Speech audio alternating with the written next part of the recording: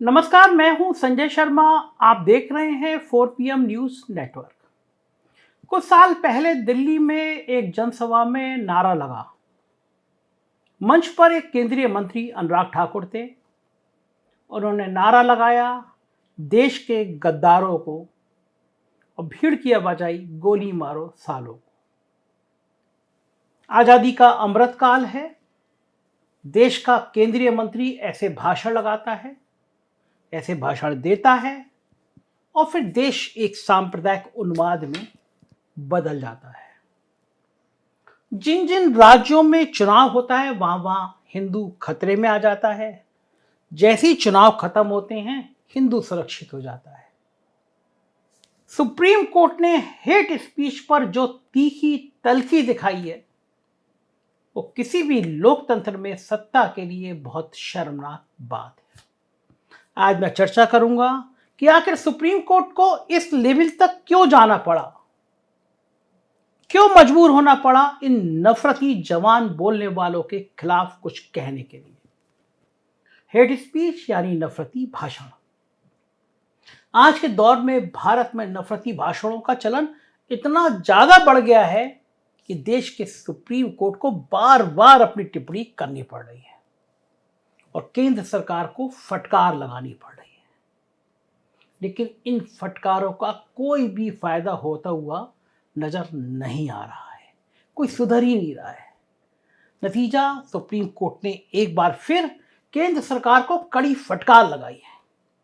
लेकिन इस बार supreme court ने ऐसी तल्ख टिप्पणी की है जिसकी उम्मीद शायद देश की मोदी सरकार और राज्य सरकारों को भी कभी नहीं होगी। हेट स्पीच मामले में एक बार फिर सुनवाई करते हुए सुप्रीम कोर्ट ने कड़े शब्दों में कहा कि राज नपुंसक हो गए हैं। कितनी तीखी टिप्पणी है। सुप्रीम कोर्ट कह रहा है राज नपुंसक हो गए हैं और वो समय पर काम नहीं करते। दरअसल वर्तमान समय में देश में बढ़ते नफरती बयानों की एक प्रमुख वजह है कि राजनीति और नेताओं का धर्म को लेकर अधिक उग्र हो जाना।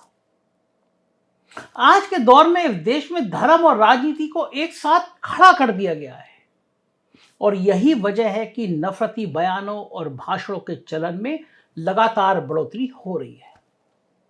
सुनवाई के दौरान सुप्रीम कोर्ट ने यह भी कहा कि जब तक धर्म और राजनीति को अलग नहीं किया जाता, तब तक नफरती बयानों पर अंकुश नहीं लग सकता। सुप्रीम कोर्ट की इस टिप्पणी पर दुनिया के बहुत बड़े दार्शनिक, मेरे फेवरेट ओशो का एक उपदेश, या मैं कहूंगा उनका प्रवचन याद आ रहा है। इसमें उन्होंने कहा था कि राजनीति का अर्थ होता है दूसरों को कैसे जीत लूं, जबकि धर्म का अर्थ होता है स्वयं को कैसे जीत लूं। इसलिए धर्म और राजनीति बहुत विपरीत है। ओशो का मानना था कि राजनीति के पास सारे विध्वंसात्मक हथियार हैं, जबकि धर्म नितांत कोमल है। राजनीति के पास हृदय नहीं है और धर्म शुद्ध हृदय है। राजनीति अधार्मिक है, इसलिए धर्म अकेला क्षेत्र है जहां राजनीति को हस्तक्षेप नहीं करना चाहिए।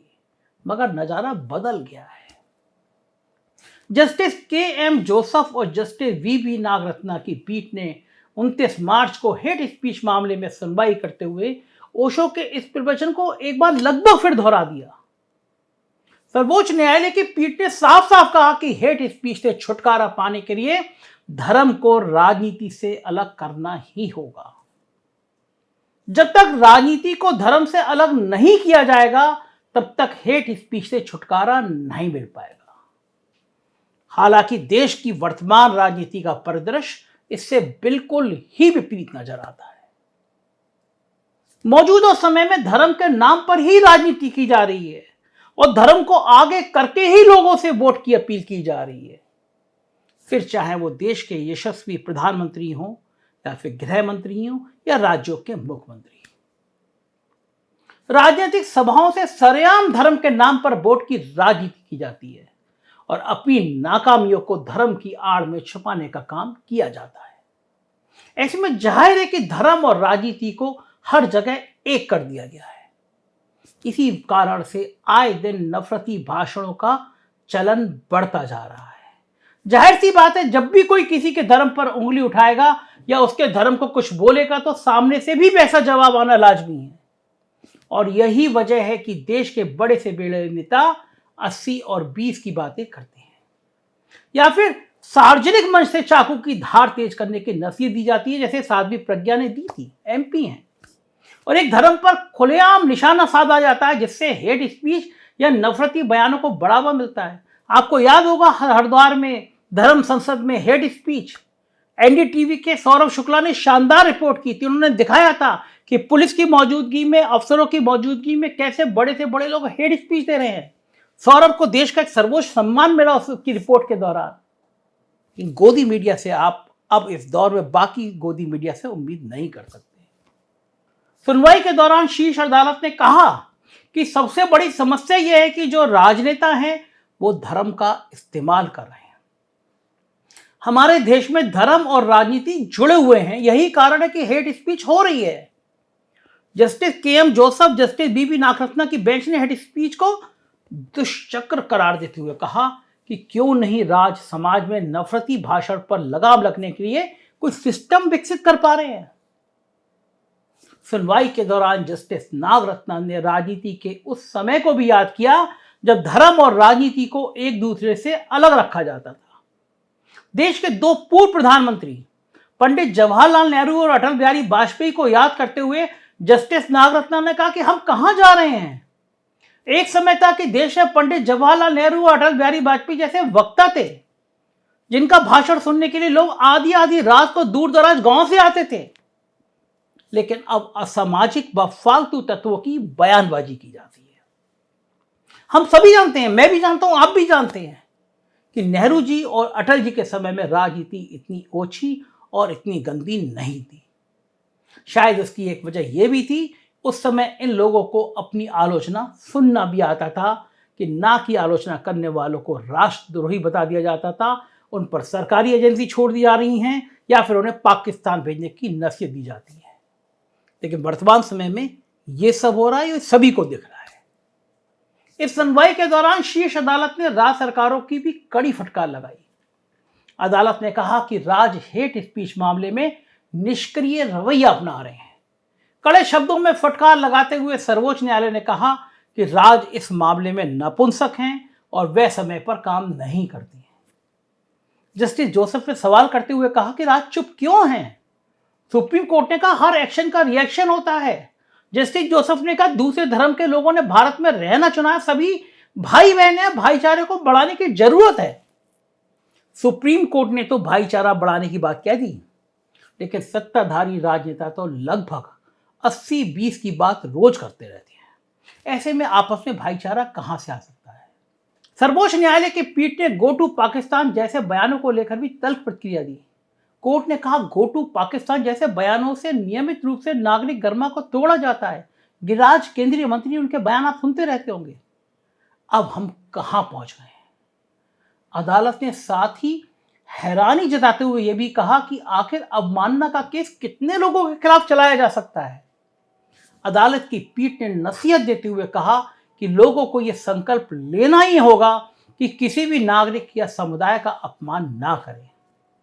साथ ही राज्य सरकारों को आड़े हाथ लेते हुए शीर्ष अदालत ने कहा कि राज्य समय पर कार्रवाई नहीं कर रहे हैं, इसलिए हम आज अवमानना की याचिका पर सुनवाई कर रहे हैं।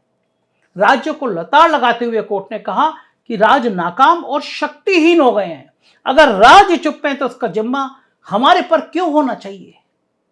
देश को विश्व गुरु और दुनिया में नंबर 1 और शक्तिशाली बनाने की बातें करने वाले सत्ताधारी दल और उनके लोगों को आईना दिखाते हुए सर्वोच्च अदालत की पीठ ने कड़े शब्दों में कहा कि हम असहिष्णुता और बौद्धिकता की कमी से हम दुनिया में कभी भी नंबर 1 नहीं बन सकते। अगर आप सुपर पावर बनना चाहते हैं तो सबसे पहले आपको कानून के शासन की जरूरत है। वैसे मैं आपको बता दूं, ये कोई पहला मौका नहीं है जब सुप्रीम कोर्ट ने हेट स्पीच के मामले में मोदी सरकार को लताड़ लगाई हो।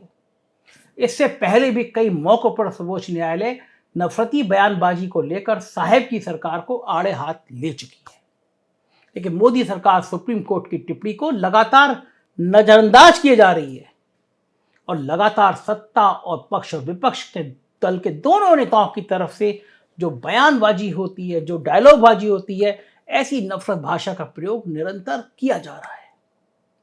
पिछले महीने में भी हेट स्पीच पर सुनवाई करते हुए शीर्ष अदालत ने कहा था कि नफरत सभी धर्मों की दुश्मन है और ऐसा नहीं है कि जो कुछ भी कहा जाता है वो अभद्र भाषा है। पीठ ने यह भी कहा कि चीजों को स्पष्ट रूप से देखने के लिए दिमाग से नफरत को दूर करना जरूरी है। इससे पहले अभद्र भाषा के खिलाफ कार्रवाई की कमी पर निराशा व्यक्त की थी कोर्ट ने कहा था अगर इस तरह के बयानों पर अंकुश लगाने के लिए और निर्देश जारी करने को कहा गया तो इससे बड़ी शर्मिंदगी की बात कुछ और हो नहीं सकती। इससे पूर्व की अपनी एक सुनवाई के दौरान जस्टिस के.एम. जोसेफ ने कहा यह 21वीं सदी है, हम धर्म के नाम पर कहां पहुंचे हैं। हमें एक धर्मनिरपेक्ष और सहिष्णु समाज होना चाहिए, लेकिन आज हर तरफ घृणा का माहौल है, सामाजिक ताना बाना बिखरा जा रहा है। हमने ईश्वर को कितना छोटा कर दिया है, उसके नाम पर हम विवाद कर रहे हैं। ये सारा मामला तब हुआ जिसमें एक कंटेम्प्ट याचिका पर कोर्ट सुनवाई कर रहा था, जिसे महाराष्ट्र सरकार सुप्रीम कोर्ट के आदेश के बावजूद हिंदू संगठन के हेट स्पीच पर कंट्रोल करने में विफल रही थी, जिसके बाद उसके खिलाफ कंटेम्प्ट अर्जी दाखिल की गई थी। मामले में सुप्रीम कोर्ट ने 28 अप्रैल को सुनवाई का फैसला किया है। देश में लगातार बढ़ रहे नफरती माहौल और भड़काऊ बयानबाजी को लेकर देश की सर्वोच्च अदालत लगातार कड़ा रुख अख्तियार कर रही है और केंद्र व राज्य सरकारों को लगातार ठोस कदम उठाने की लताड़ लगा रही है, लेकिन सरकारों पर सुप्रीम कोर्ट की इन बातों का कोई फर्क नहीं है। अगर हम अपने गिरबान में झांके तो यह पूरा देश और देश की कल्याणकारी सरकार के लिए कितनी शर्म की बात है कि हमारे ही देश का सर्वोच्च न्यायालय हमें हमारे ही देश में प्यार, मोहब्बत और भाईचारे से रहने की हिदायत दे रहा है, लेकिन हम उसकी एक भी बात को ना सुनकर हिंदू मुसलमान और मंदिर मस्जिद की लड़ाई में उलझे हैं। हमें सपने तो विश्वगुरु बनने और दुनिया में नंबर 1 बनने के दिखाए जा रहे हैं, लेकिन क्या अपने देश के लोगों से हम नफरत और घृणा करके और अपने घरों में ही धर्म के नाम पर बंटवारा करके हम विश्वगुरु बन पाएंगे?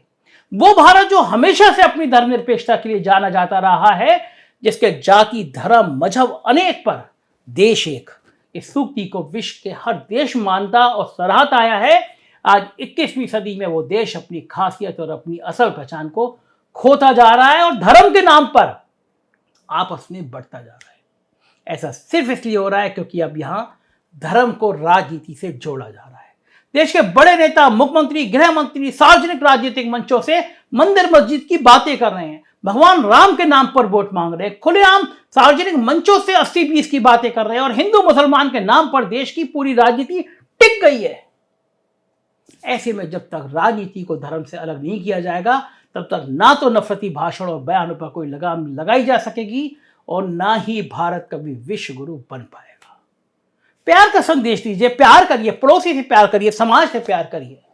4 PM आपको प्यार की यही भाषा बताता रहेगा। मुझे उम्मीद है आपको ये बात पसंद आई होगी। दोस्तों को भेजिएगा, शायद उन्हें भी ये प्यार की भाषा पसंद आए। हमारे कुछ और राज्यों में चैनल हैं, 4 PM UP, 4 PM Bihar, 4 PM Gujarat और 4 PM कर्नाटक, उनको भी सब्सक्राइब करिएगा। शुक्रिया, थैंक यू।